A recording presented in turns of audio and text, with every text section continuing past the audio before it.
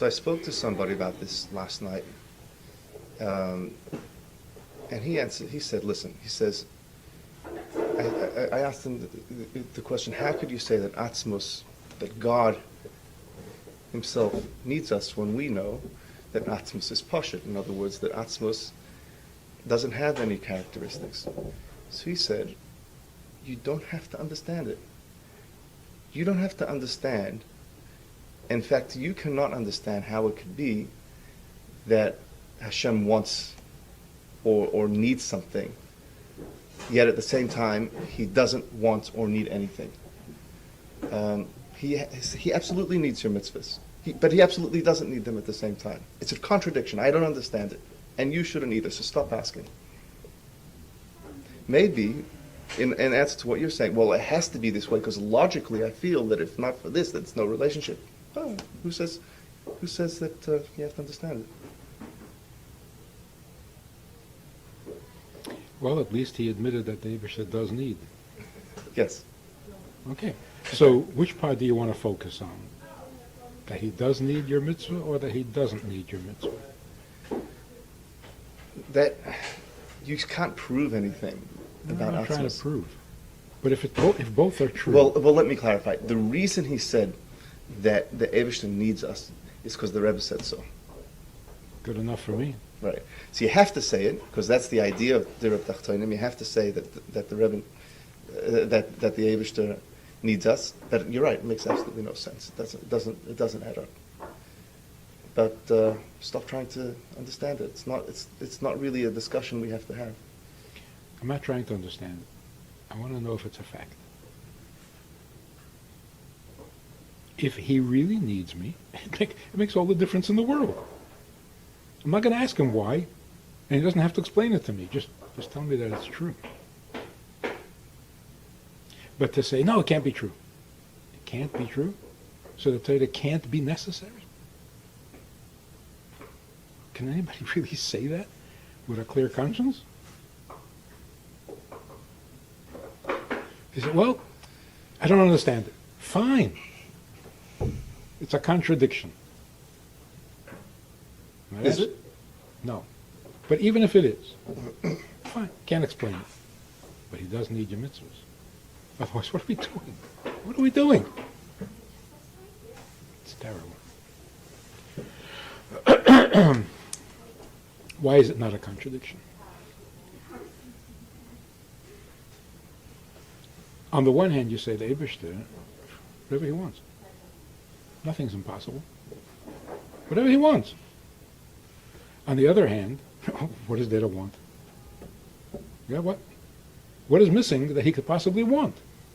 So whatever it is he wants, he already has. So yes, he can want whatever, but there's nothing to want that he doesn't already have.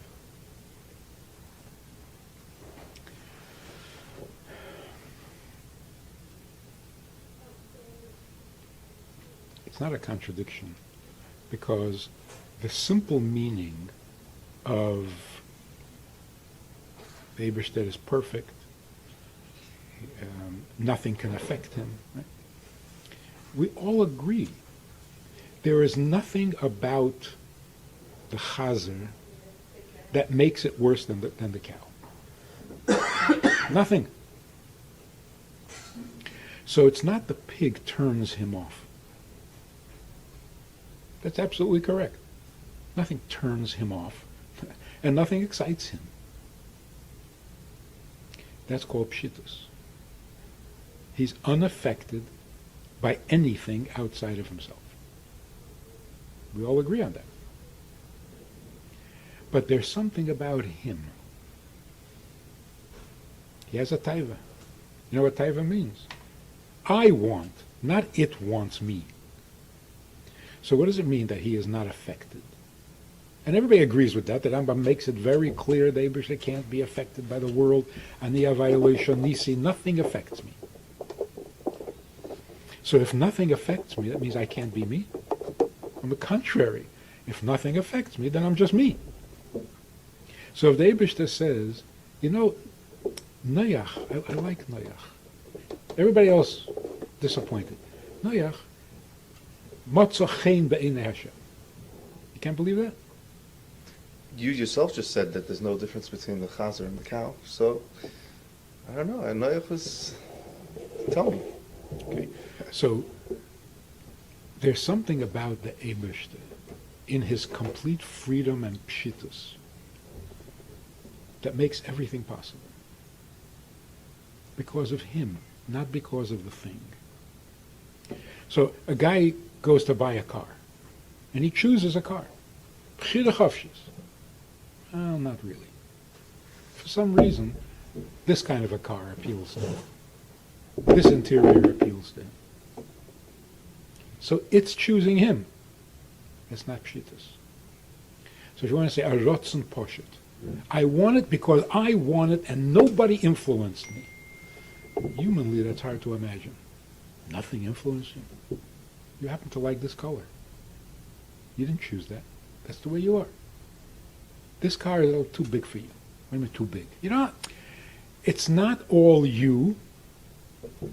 So would it be accurate to say that before Dira B'Tachtonim, Hashem was feeling empty, and now that Dira B'Tachtonim was accomplished, when Mashiach comes, he's feeling pretty satisfied, happy.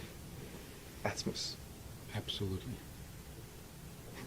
Otherwise, we're talking nonsense.